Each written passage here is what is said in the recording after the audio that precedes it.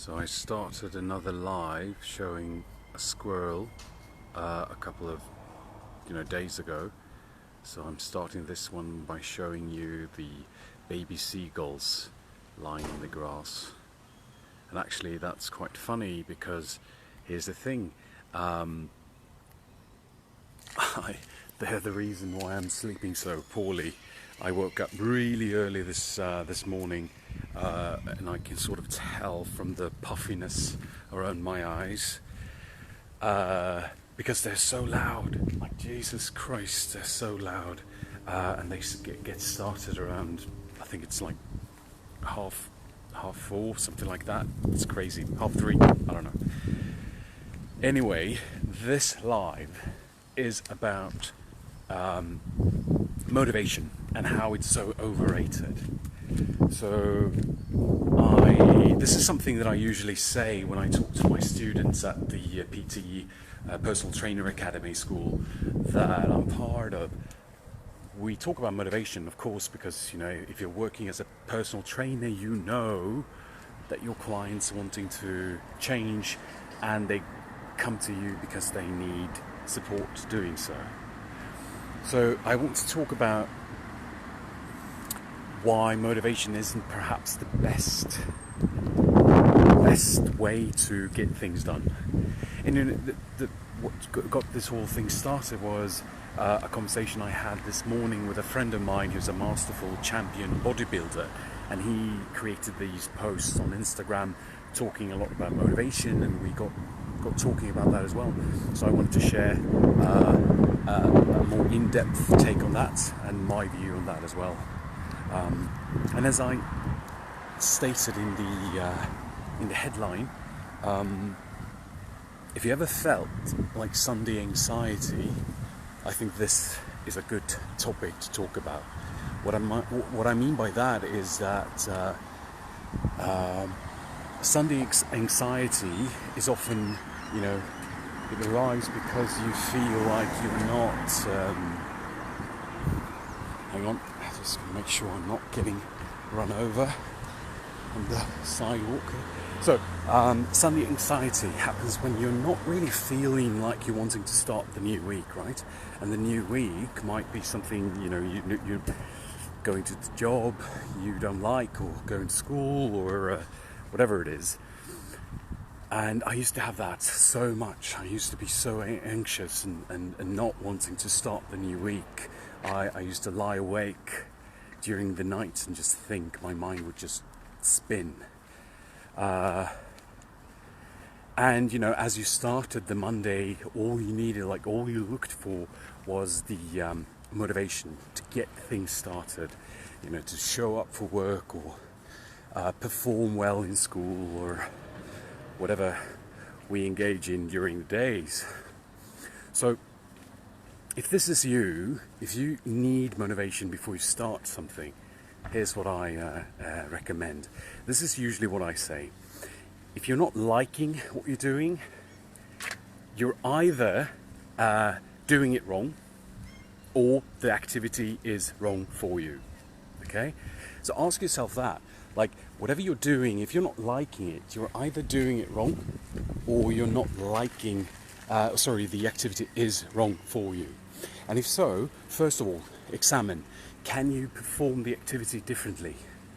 I'm not saying that just because you don't like your job, it's not for you, because it can be, but maybe there are some specific tasks in that job that you can work more on, or you can have more of it.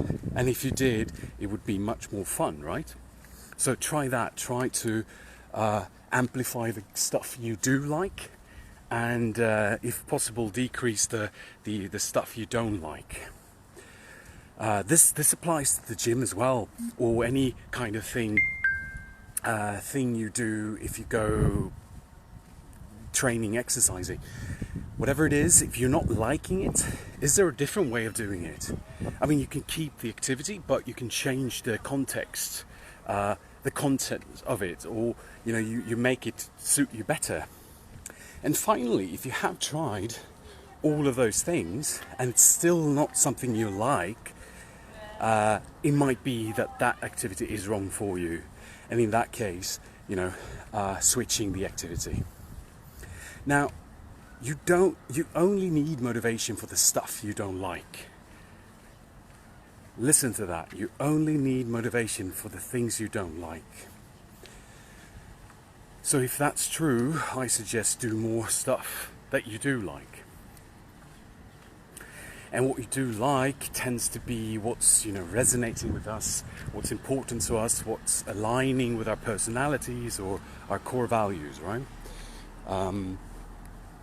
And if you do, like the challenge with going to the gym or exercising or something like that is that like when you like something, it's intrinsically driven, meaning that you're seeing the value straight away, you're liking it as it is, and no one have to tell you. Like if someone said, "Hey Adam, do you wanna go for a run?"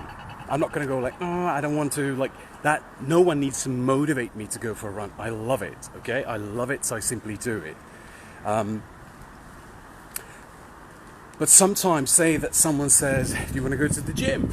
And I'm like, "Yeah, well, kind of. I do like the gym, but I'm not feeling it," okay? So if that's happening, one of the reasons might be that you're quickly seeing the short-term gain in running. I am, because I see how I feel. I see the benefit from that. I instantly see the short-term gain, which gets me moving. But if you're not seeing the short-term win, it might be that you need a boost. So the trick with exercise or diets or any kind of bigger life changes is that often at times you're not going to feel or see the change instantly, and that can be hard to work with, because if you're not seeing it instantly, the motivation will go down. Like you're not feeling like the work you're putting in is actually paying off. So but the truth is, you are. I mean, in the long term, it's going to serve you. It's going to be good for you. So this is what I usually do. I work with these 4 levels, which I call the MOs, modus operandi, meaning that whatever we do, we have 4 engagement levels to it. So you have like the highest engagement level is it feels good, it is good for me in the long run as well as short term, and it does good for others. The second level is the level where it doesn't feel good, but it is good for me, it will do good for me in the future, it just doesn't feel good in the moment, and it does good for others, okay? The third one would be, it feels good, but it's actually not good for me, and it's not, doing anyone else any good either. And the fourth one would be, doesn't feel good, it's not serving me, and it's not helping anyone else either. It's the worst. Right, I think I'm back, so I'm going to stay here because I lost connection for a while. So let's see, I was talking about the 4 MOs, right? Number 1, no, hang on, you probably caught that, so I'm just going to repeat the third and the fourth because that makes sense.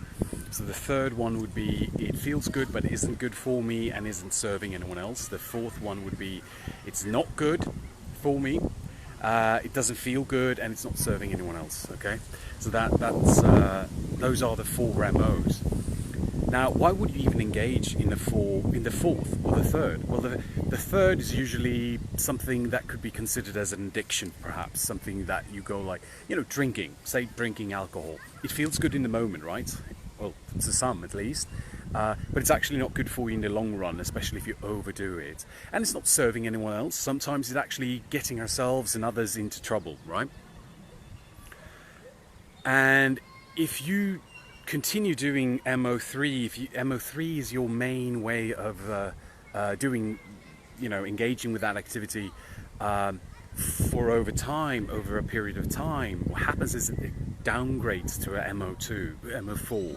And the MO4 is when it's actually not even feeling good anymore, and it's not doing you any good or anyone else. So that's when it's become an absolute addiction. You're not even getting the short-term gains or wins anymore. So time is usually the the factor of how we either climb up, upgrade, or downgrade, climb down the MO ladder. So if you continue with MO3 over time, you'll downgrade to a 4. If you continue MO2 over a period of time, it will upgrade to a number 1. Take salads, for example. The first time you eat a salad, I'm not so sure that you actually enjoy it. Well, that's just my example, right?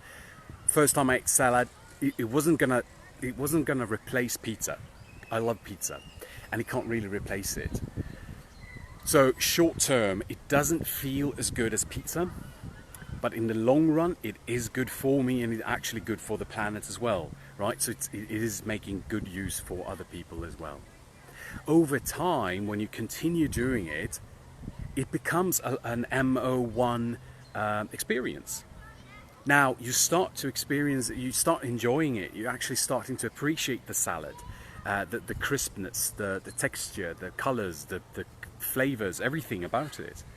So you actually short term starting to like it, and it is good for you, and it's good for the planet. It's good for your health. You live longer, so you're going to be around longer to spend time with your friends and family, right? So time being the factor of how you climb or descend that ladder. Now, motivation then is when you apply, if you trust motivation to be your number 1 thing, there will be times when that's too tough. Things when you don't like them or whatever. And if you need motivation to get yourself started, it's going to happen. It's going to, hold on for a certain time of a period of time. And time being the key thing, you wanting it to be important to you so that you stick to the habits, the new habit, so it becomes an MO1, upgrades to that. If time is the factor you're looking for, consistency is the key to get there.